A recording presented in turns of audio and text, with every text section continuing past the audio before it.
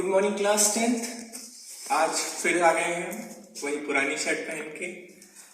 Shirt बहुत important होता है। शर्ट आप जैसा पहनेंगे वैसा लेक्चर बनेगा। मेरे घर वाले मेरे स्टूडेंट्स बताते थे।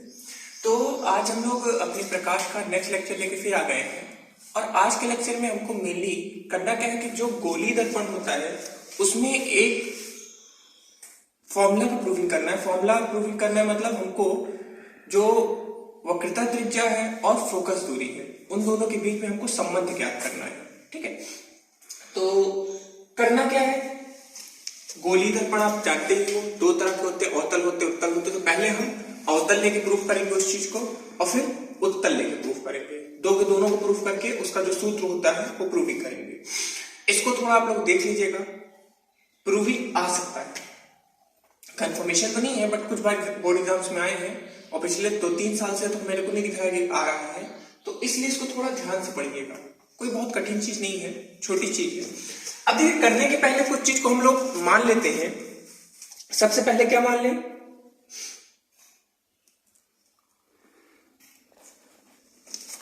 जो हमारा गोली दर्पण है,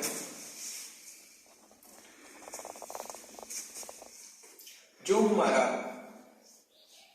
गोली दर्पण है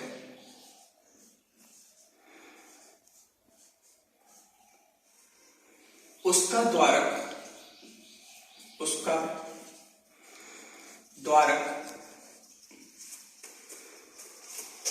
फोकस दूरी। अब देखिए, फोकस दूरी हम लिख रहे हैं, सीधे हम F लिख दे रहे हैं। फोकस दूरी के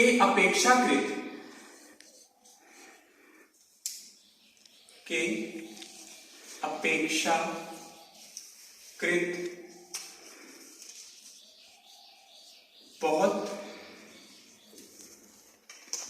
बहुत छोटा होगा।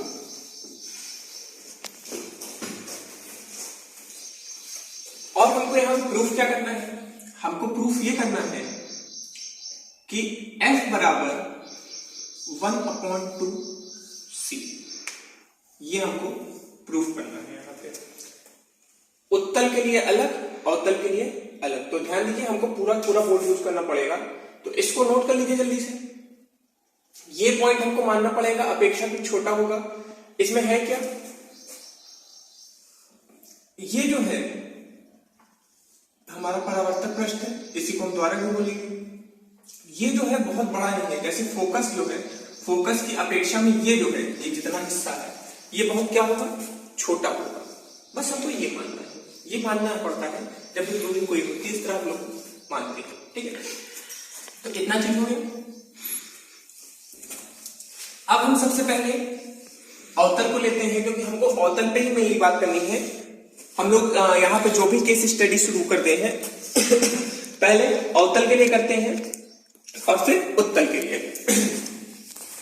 तो लिखते हैं अवतल दर्पण के लिए। ठीक है, अब देखिए यहां पे इतना करने के बाद हमें फिगर जो है, फिगर पे बहुत ज्यादा कंसंट्रेट करना है, क्योंकि फिगर हमारे लिए बहुत बड़ी चीज होगी और फिगर की सहायता से हम लोग पूरी चीजों को सॉल्व कर पाएंगे। तो ठीक है, हमारा अवतल दर्पण बन गया, ये यही है ना, उत्तल तो नहीं बना दिया हम, कंफ्यूज मत होइएगा। अगर बाय साइड से देखिए और बीच का परावर्तक पृष्ठ दबा होगा तो उसे हम अवतल बोलेंगे। बीच से परावर्तक पृष्ठ उठा होगा तो उसे हम उत्तल बोलेंगे। अवतल उत्तल, इसमें आप लोग को कंफ्यूज बेटा नहीं होना है। ठीक है, नामकरण होगा करते चलिए। जो परावर्तक पृष्ठ होगा उसको M' नाम दे दीजिए। ये बीच में कौन आ गया बताइए, P फॉर पप्पू। पप्पू हम लोग के चैप्टर में कहीं है, तो P फॉर क्या होगा, ध्रुव। पोल इंग्लिश में पोल बोलते हैं और हिंदी में हम क्या बोलते हैं, ध्रुव। तो हम यहाँ पे हमारा क्या आ गया, ध्रुव आ गया। ध्रुव से एक लंबवत रेखा खींच दिए, क्या है ये, हमारा मुख्य अक्ष है। यहां कहीं क्या आ गया, ये हमारा फोकस हो गया। यहां पे क्या हो गया बताइए, हमारा वक्रता केंद्र हो गया। ठीक है, अब करना क्या है यहाँ पे, हम एक प्रकाश किरण लाएंगे किसके समांतर, मुख्य अक्ष के समांतर। यहां पे क्या हुआ, परावर्तन हुआ। परावर्तन हुआ तो ये कहां से जाएगा बताइए, आपको नियम याद है ना, जो पहला नियम था कि जब भी कोई प्रकाश किरण मुख्य अक्ष के समांतर आएगी, समांतर आ गई तो समांतर आएगी तो कहां से जाएगी, वो फोकस से जाएगी। आपको याद होना चाहिए, तो इतना बहुत बड़ा टॉपिक नहीं है, बहुत कठिन चीज नहीं है, तो फोकस से चला गया। अब हम करेंगे क्या, यहां पे हम नाम दे देते हैं इसको ए बी सी, इसको आप करिए क्या आर मान लीजिए, क्योंकि सी सी कंफ्यूजन हो जाएगा। इसको तो मान है वक्रता त्रिज्या, इसको हम सी से चलिए सी ही रखते हैं, इसको हम सी की जगह कुछ कर देते हैं डी। ठीक, अब हम करेंगे क्या, सी और बी को ज्वाइन कर देंगे।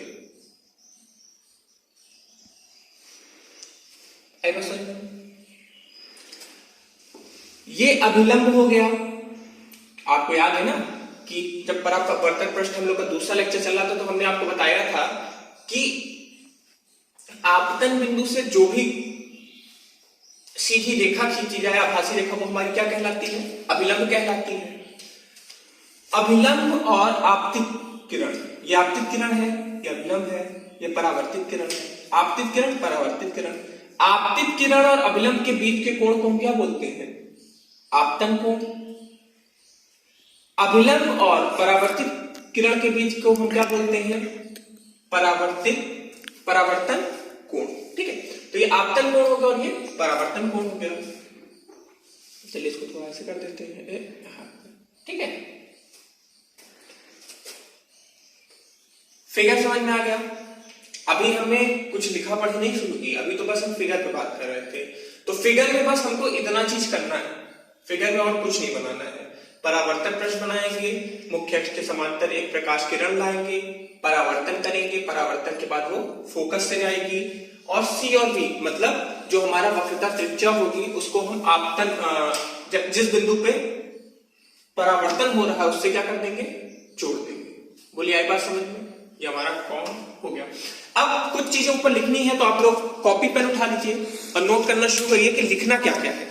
ठीक है, तो लिखिए, जब एम डैश एक अवतल दर्पण है, एम डैश हमने अवतल दर्पण से बता दिया, पी इस पर ध्रुव होगा तथा इस पे एक्स डैश मुख्य अक्ष बनाया जाएगा, एक्स डैश मुख्य अक्ष बनाया जाएगा, तब P इस पर ध्रुव, F फोकस तथा C वक्रता त्रिज्या होगी, तथा C वक्रता त्रिज्या होगी। ठीक है, अब इसके बाद अगला काम क्या करना है, इसमें लिखने के बाद यहां पे एक किरण ला रहे हैं, कैसे ला रहे हैं, मुख्य अक्ष के समांतर, तो वही चीज लिखिए, एक किरण, सॉरी किरण मत लिखिए, प्रकाश किरण लिखिए, एक प्रकाश किरण मुख्य अक्ष के समांतर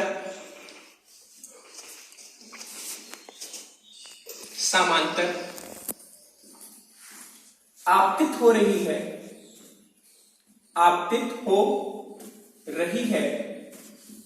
तथा परावर्तन के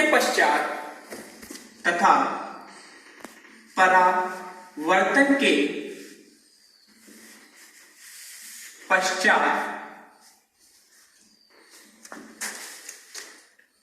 फोकस से गुजर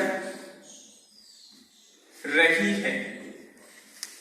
ये चीज आप लोग देख रहे हैं कि एक प्रकाश किरण मुख्य अक्ष के समांतर आ रही है, लिखिए ना, समांतर आपतित हो रही है, मतलब आ रही है, तथा परावर्तन के पश्चात वो कहां से जा रही है, फोकस से जा रही है। ठीक है, इतना चीज हो गया। अब आगे लिखिए, दर्पण के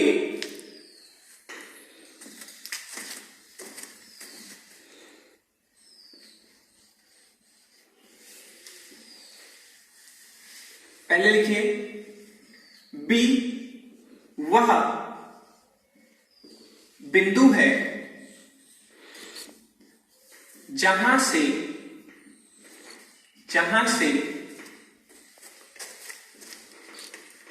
आपतित किरण परावर्तित किरण में बदल रही है।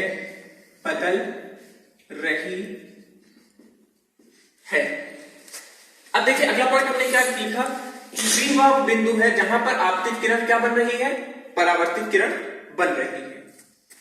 तो इसको भी देख लीजिए है। अगला पॉइंट क्या लिखेंगे,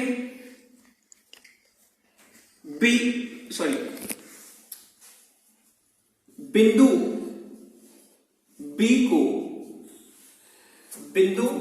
बी को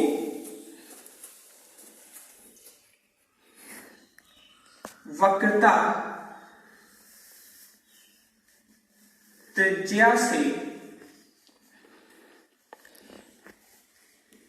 जोड़ने पर, बिंदु बी को वक्रता त्रिज्या से वक्रता केंद्र बोलिए, जो भी आपको अच्छा लगे, वक्रता त्रिज्या या वक्रता केंद्र से जोड़ने पर हमको ये चित्र मिल गया। उतना चीज आप लोग नोट कर लिए, उसको जो हमने पॉइंट वाइज लिखा है, आप लोग चाहिए तो ऊपर वाला और ये पूरा एक संग लिख दीजिएगा। ठीक है, इसका कोई बहुत बड़ा रोल नहीं था, बट ये लिखेंगे तो बेटर रहेगा, क्वेश्चन एग्जामिनर को समझ में आएगा कि हाँ आप बताना क्या चाह रहे हैं। अब जो चीज होने वाली है वो उन लोग के लिए है जिनके घर वाले बॉर्नविटा उनको पिलाते हैं, चाय पीने वालों के लिए नहीं है। बॉर्नविटा पिया करिए, पीते हैं नहीं पीते? अरे आप लोग सेरेलैक पीते हैं, पिए, बहुत अच्छा टेस्ट होता है, मैं भी कभी कभी पी लेता हूं। तो अब हम लोग क्या करने वाले हैं, अब हम लोग इसकी प्रूविंग पे बात करेंगे। प्रूविंग मतलब कैसे ये चीज एक बराबर हो जाएगा, कैसे जो चीज हम प्रूफ करना चाह रहे हैं वो प्रूफ हो पाएगा। तो लिखिए, अब सबसे पहले हम कोण की बात करेंगे। यहां पर अब देखिए, जब भी हम लोग कोण की बात करते हैं तो कोण का चिन्ह लगाएंगे। Angle A B C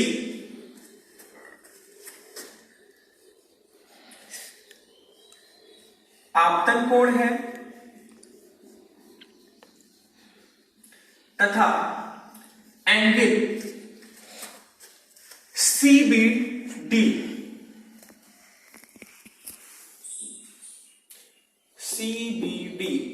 ABC देखा आप लोग, ABC ये कोण जो है कौन सा कोण है, आपतन कोण है। एंगल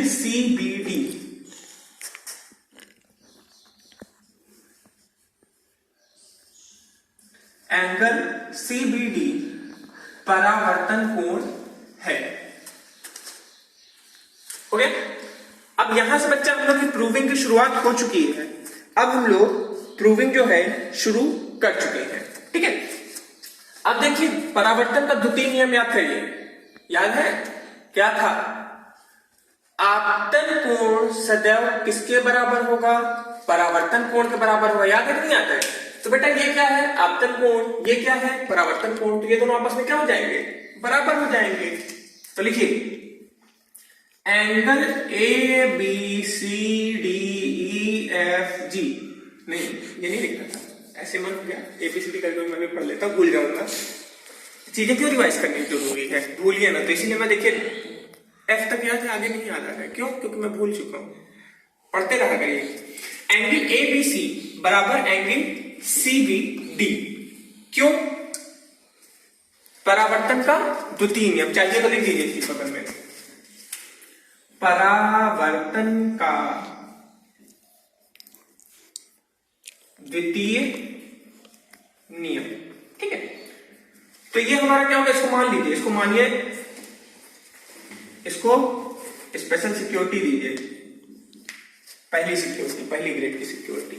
ठीक है, अब देखिए अगली चीज हम बात करते हैं। अगली चीज हम बात करेंगे, देखिए यहां पे एक और हम कोण उठा रहे हैं। देखिए हम लिख क्या है, पहले इसको लिखिए, एंगल ए बी सी बराबर angle B C P, angle B C P. इसको दूसरी बात लीजिए। अब आप कहेंगे सर ये क्या कर रहे हैं, जबरदस्ती से किसी को किसी से इक्वल दिखा रहे हैं। आपने इसको और इसको इक्वल दिखाया, कोण को तुमको समझ में आ रहा भैया, परावर्तन का द्वितीय नियम था। ठीक है, बट आपने इसको इसको क्यों दिखा दिया, ये क्या जबरदस्ती है।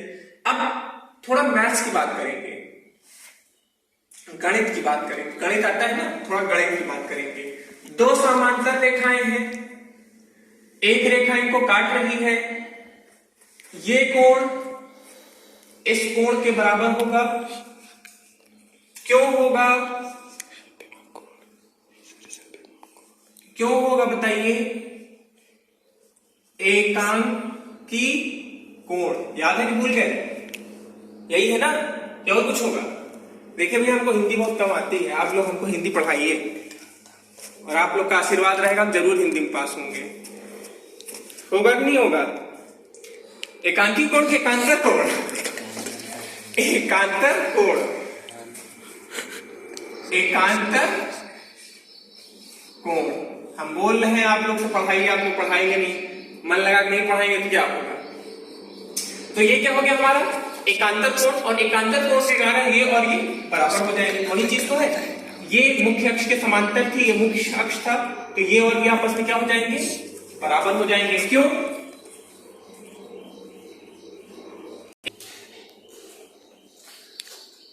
तो क्या हो जाएगा, एकांतर कोण, मतलब ये और ये आपस में एक दूसरे के क्या हो जाएंगे, बराबर हो जाएंगे।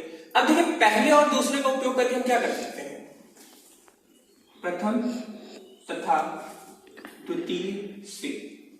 देखिए ये और ये इसके बराबर है, ये इसके बराबर, तो हम इसको लिख सकते हैं एंगल सी बी डी बराबर एंगल बी सी पी। होगा, मतलब क्या हो गया, देखिए बात करिए, C B D, C B D मतलब ये कोण, इसको थोड़ी देर हटा देते हैं, जिसकी बात करें बस उसको बनाते हैं। ठीक है, बाकी कोण मिटा देते हैं। Angle C B D, C B D मतलब इसकी बात, angle B C P, B C P, ये दोनों आपस में क्या हो गए, बराबर हो गए। कैसे, हमने उससे बराबर कर लिया पहला द्वितीय यूज करके। अब एक चीज आप लोग जानते होंगे, फिर से एक मैथ्स की बात करेंगे। यदि कोई त्रिभुज के दो कोण बराबर होंगे, याद रखिए, यदि कोई त्रिभुज के दो कोण, ठीक अब है ये, यदि कोई त्रिभुज के दो कोण बराबर होंगे तो उनकी संगत भुजाएं भी क्या हो जाएंगी, बराबर हो जाएंगी। मतलब ये और ये कोण अगर बराबर है तो ये भुजा और ये भुजा आपस में क्या हो जाएंगी, बराबर हो जाएंगी।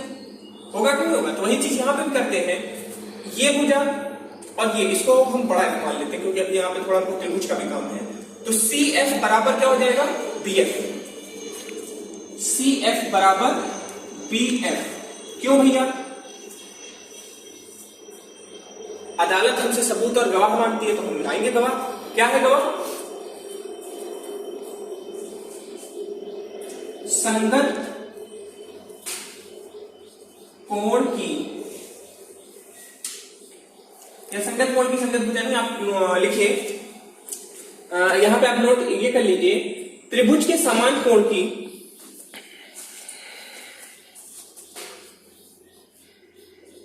त्रिभुज के समान कोण की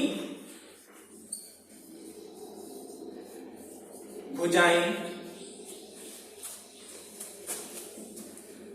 समान होती हैं, भुजाएं समान होती हैं। ठीक है, ये चीज इतना जो हो गया हमारा नॉर्मल सा चीज हो गया। अब यहां से थोड़ा सा कॉम्प्लिकेशन शुरू होता है। लिखिए, यदि दर्पण का द्वारक छोटा होता है,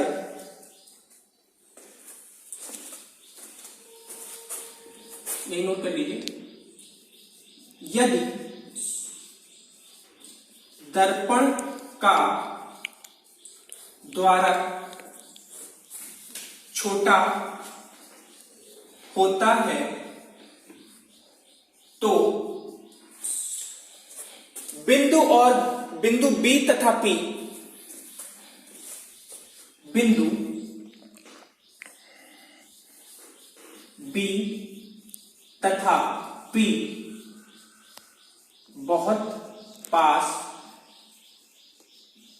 होते हैं। मतलब यहां पे हम एक चीज और इंट्रोड्यूस करवा रहे हैं, एक चीज आपको पहले से बता दे रहे हैं कि अगर दर्पण का द्वारक छोटा, हमने देखिए शुरुआत में लिखवाया था एक पॉइंट, जब हम प्रूविंग करना शुरू करे थे यहाँ पे, तो शुरुआत में लिखवाए थे कि यहाँ पे जो द्वारक है वो कैसे होंगे, बहुत छोटे होंगे, और द्वारक छोटे होंगे तो बिंदु बी और पी दोनों आपस में एक दूसरे को बहुत पास होंगे। मतलब ये दूरी और ये दूरी समझ लीजिए, BF और PF दो के दोनों क्या होंगे, बहुत पास होंगे, बराबर होंगे लगभग। इसका मतलब बस यही है। देखने में हमने काफी बड़ा फिगर बनाया तो आप कह रहे हैं नहीं सही, ये तो गलत, अलग है, ये तो अलग है। बट अगर हम ये चीज मान लेंगे कि यदि दर्पण का द्वारक छोटा होता तो बिंदु B और P बहुत पास होंगे, मतलब यहां कहीं, मान लो थोड़ी देर के लिए ये यहां कहीं होगा, तो मतलब ये रेखा और ये रेखा, मतलब BF और PF, देखिए हम लिख रहे हैं BF और PF दोनों आपस में क्या होंगे, बराबर हो जाएंगे। बराबर हो जाएंगे मतलब इक्वल हो जाएंगे। तो इससे हमने ये निकाल लिया BF बराबर PF। अब हमें मेन चीज करना, आप कह रहे हैं सर इतनी देर से पूरी कहानी बता डाले, लेकिन जो मेन चीज है, क्या मेन चीज है, F बराबर 1/2C, आपने ये तो बताया ही नहीं। अरे तो पहले सब्जी सीधे थोड़ी बनाया जाता है, पहले सब चीज मसाला वसाला मिलाते हैं ना, तो अभी तक मसाला मिला है। अब देखिए हमको जितनी भी चीज मिली, ये और ये, इसका बहुत बड़ा उपयोग है। क्या उपयोग है चलिए देखते हैं। इस फिगर को मिटा देते हैं या थोड़ी देर रखते हैं, थोड़ा सा भी और काम है इसका। जगह कहाँ है, जगह ढूंढते हैं पहले, इसके नीचे और सफा कर देते हैं। हम इधर से इधर आ रहे हैं, देख लीजिए ये, ठीक है। हम अब लेते हैं इस पूरे को, वक्रता त्रिज्या की बात हो रही है ना, तो हम इसको ले लेते हैं, PC को, CP बोल दीजिए, PC बोल दीजिए, इससे कोई मतलब नहीं। बट हम लोग क्या करते हैं, हमेशा अल्फाबेटिकली जो छोटा होता है पहले उसको लिखते हैं, और जो बाद में होता है उसको, ABCD पढ़े हैं, A to Z पढ़े हैं ना, तो पहले C आता है, पहले P आता है, C आता है, तो हम पहले C को लिखते हैं, ठीक है। अब CP ये पूरा है, CP दो चीजों में टूटा, एक है CF और एक है PF। बोलिए एक बार समझिए, आसान सी चीज थी। अब देखिए यहां से हमारा काम शुरू। PF को PF रहने दो, हमको PF को नहीं बदलना है, क्योंकि अब इसको हमको इस रूप में देखना है। CP क्या है, यहां से यहां तक अगर CP हम देखें तो CP जो है वो तो हमारा वक्रता केंद्र है। बोलिए, वो मिल गया हमको, वक्रता केंद्र जो हमको चाहिए था वो हमको मिल गया है। PF क्या है, PF है हमारा फोकस, है कि नहीं है। तो हमको वक्रता केंद्र और फोकस तो दिख रहा है, लेकिन दिक्कत कौन अटका रहा है हमारे जीवन में, ये उसका भाई, इसका भाई, बहन का भाई, नहीं ये सब मत सोचिए, गलत बात, वापस। चलिए, तो यहां पे क्या है, CF हमारा काम गड़बड़ कर रहा है, तो हम क्या करेंगे, हम कुछ नहीं करेंगे, हम इस CF को बदलने की कोशिश करेंगे। अब देखिए यहां पे अगर हम आए तो CF बराबर हमको क्या मिल गया था, देखिए ध्यान दीजिए, जो चीज हमने प्रूफ किया उसका उपयोग होगा। CF बराबर हमको क्या मिल गया था, BF मिल गया था, और BF बराबर क्या था, ध्यान दीजिए, मिल गया पूरा का पूरा हमको। हमने CF को बदल दिया BF में, और BF किस में बदल गया, PF में। तो अब हम इसको क्या लिख सकते हैं, PF प्लस PF, बोलिए लिख सकते हैं कि नहीं लिख सकते? अरे भैया CF था, CF यहां पे हमने जब प्रूफ किया तो त्रिभुज के संगत समान कोण के समान भुजाओं से CF बराबर BF हो गया, और BF क्या हो गया, हमने फिर यहाँ पे द्वारक छोटा होने का BF बराबर PF होगा, तो हमको CF भी क्या मिल गया, PF मिल गया।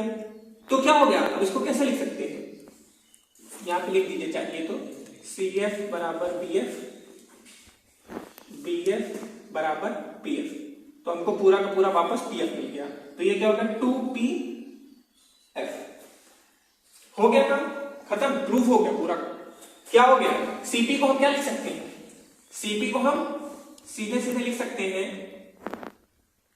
CP बराबर वक्रता त्रिज्या, या फिर इसको हम लिख सकते हैं C। तो CP की जगह हमने क्या लिख दिया, C 2, और PF की जगह हम क्या लिख देंगे, F। और कायदे से इसको कैसे लिख सकते हैं, F बराबर 1/2 C।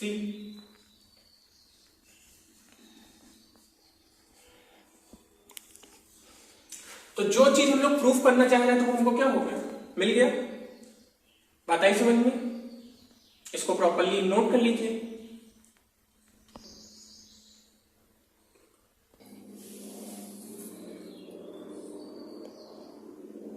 तो उम्मीद करते हैं आप लोग इसको प्रॉपर्ली नोट कर लिए होंगे, समझ लिए होंगे, इसको मेंटेन कर लीजिएगा। अगले लेक्चर में जब हम लोग आएंगे तो ये जो अवतल दर्पण था, बस यहाँ पे छोटा सा मैं जादू करूंगा, ब्लैक बोर्ड पे इसको मिटा के यहाँ पे उत्तर लिख के मिलूंगा फिर से, और फिर से हम लोग उसका प्रूविंग करेंगे। ठीक है, तो आज हम लोग अपने लेक्चर को यहीं फिनिश करेंगे। Thank you.